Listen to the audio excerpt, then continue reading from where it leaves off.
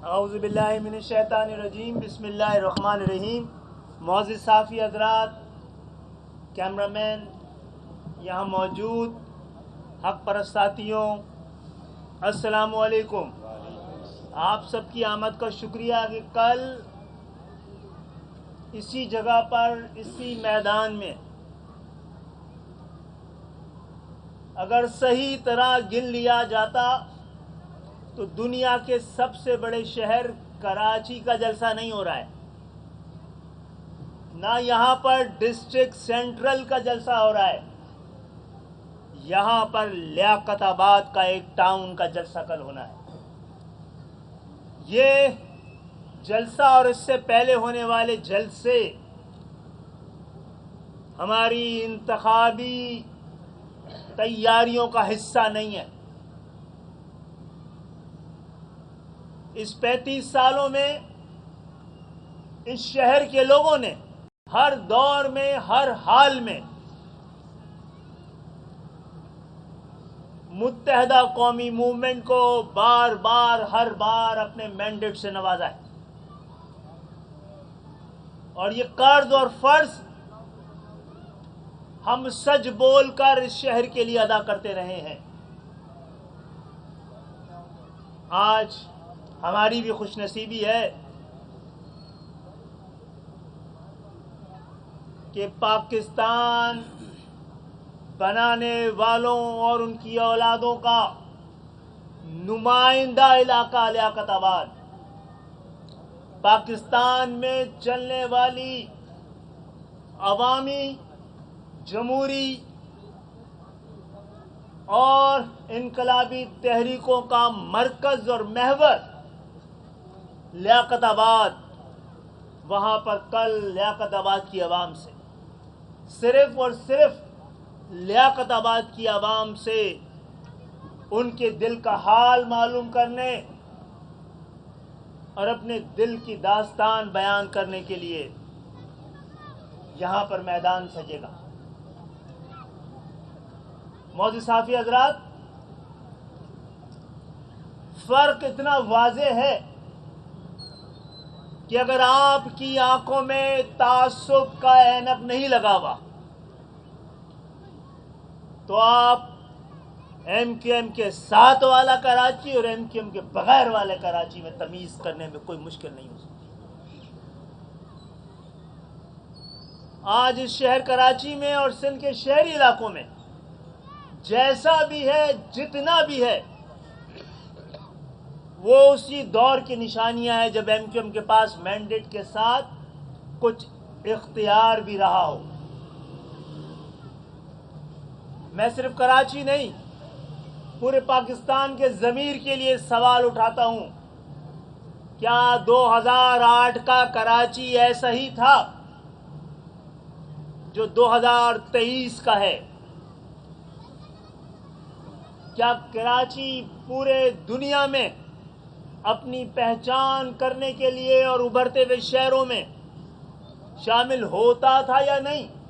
آج پاکستان اور خاص طور پہ سندھ کے متعصب نسل پرست حکمرانوں کو تو اس بات کی ضرورت محسوس نہیں ہوتی کہ تاریخ ان کے لیے کیا کہے گی، لیکن کتنا بڑا دھبا ہے وہ 15 سال تک اقتدار میں رہنے والوں کو کہ ان کو وہ اپنی ذمہ داری نہیں سمجھتے، لیکن اقوام متحدہ کو اس شہر کو رہنے کے قابل بنانے کے لیے ان سے امداد وصول کر رہے ہیں۔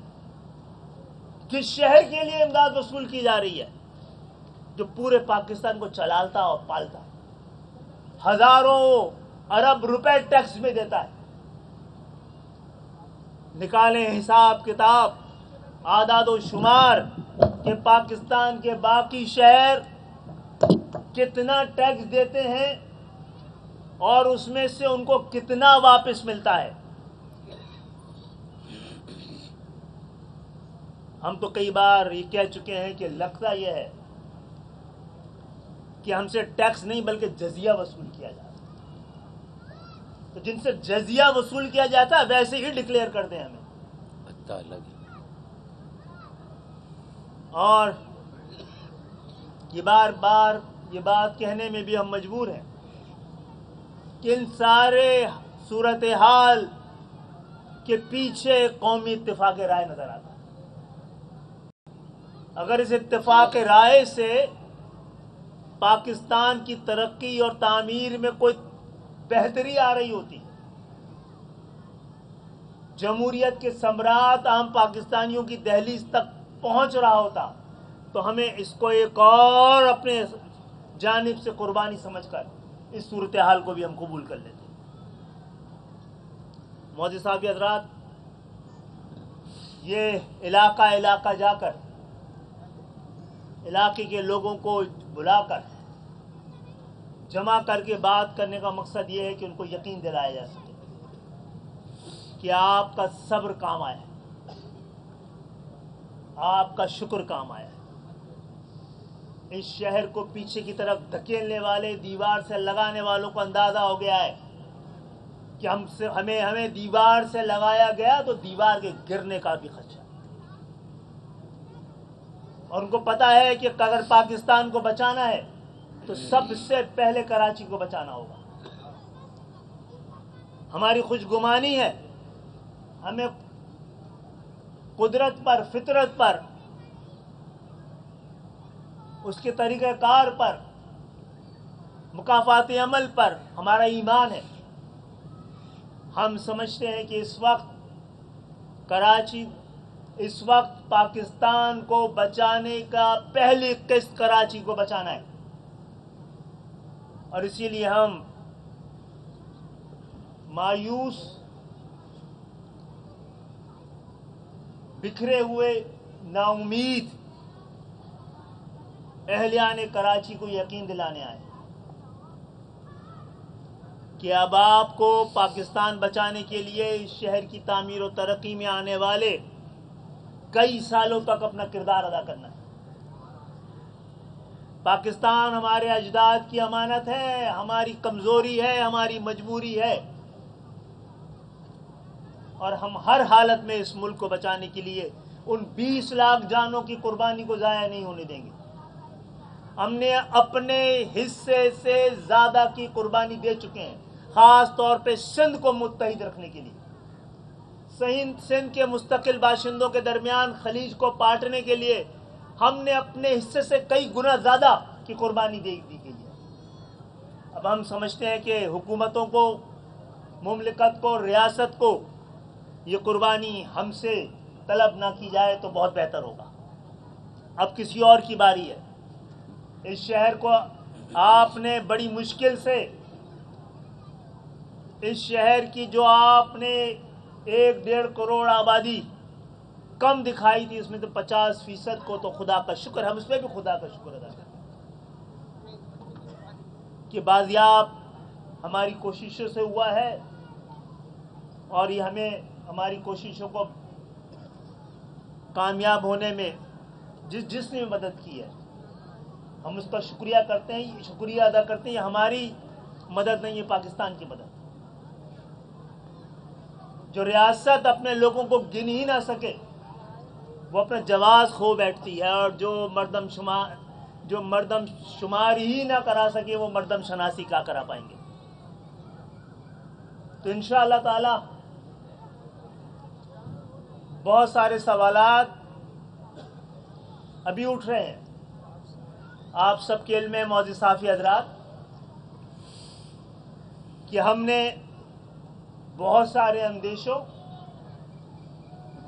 اور تلخ تجربات کے باوجود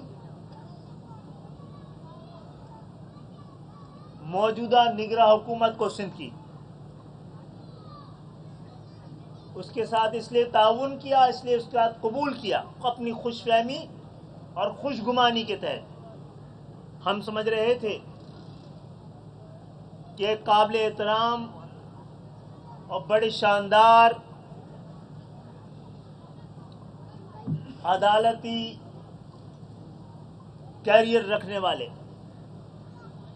وزیر اعلیٰ انصاف سے کام لیں گے، اور جس شہر کو 15 سالوں سے لوٹا گیا ہے اس کے حساب و کتاب کا بھی کوئی بندوبست کریں گے. لیکن گزرے ہوئے ان دنوں اور مہینوں میں ہم یہ کہنے پہ مجبور ہیں کہ یہ نگراں حکومت کے بھی کوئی نگراں ہیں، اور یہ 15 سال سے جو اقتدار تھا اس کے تسلسل اور تسلط کا ہی نقشہ صوبہ سندھ پیش کر رہا ہے۔ اس سسٹم کو کیا قانونی تحفظ دینے کے لیے یہ نگراں حکومت آئی ہے۔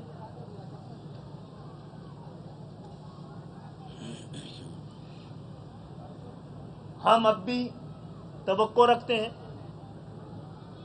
کہ نگراں حکومت آنے والے چند دنوں اور ہفتوں میں اپنی غیر جانبداری کا ثبوت دے، ورنہ یہ انتخابات جو ہونے جا رہے ہیں اس کے نتائج کو تسلیم کرنے میں ہر ایک کو دشواری ہوگی۔ ڈیلیمیٹیشن سے لے کر ہر جگہ پر پچھلی حکومت کا مداخلت، اختیارات، وسائل سب نظر آ رہے ہیں۔ کل اہلیان لیاقت آباد آنے والے انتخابات کے نتیجے کا اعلان کریں گے انشاءاللہ۔ آپ سب کی آمد کا یہاں شکریہ۔ یہ دیکھ لیجئے، اس شہر میں 27 شہر ہیں، اور ہر شہر، ہر ٹاؤن میں جو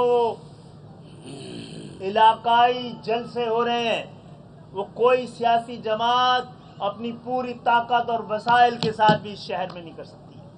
اس شہر پر قبضہ کرنے کے تمام امکانات کو ایم کیو ایم رد بھی کرتی ہے اور اس کے خلاف سفارہ بھی نظر آئے گی۔ انصاف کو قائم کیا جائے، جبر کے اس دور کو ختم کیا جائے، اور جبری تسلط کو چھڑانے میں یہ محلوں کے جلسے انشاءاللہ ایک تبدیلی اور انقلاب کی شکل میں برآمد ہوں گے انشاءاللہ۔ آپ سب کی آمد کا بہت بہت شکریہ۔ فاروق حکومت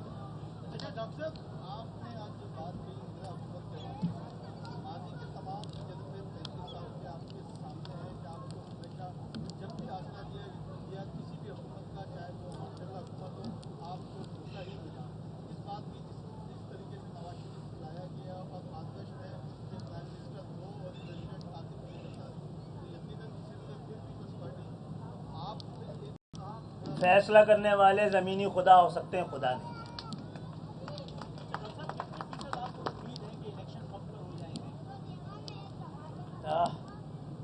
میرے خیال ہے سوال کا جواب پیچیدگیاں پیدا کر دے گا۔ آف دی ریکارڈ میں بتاؤں گا آپ کو۔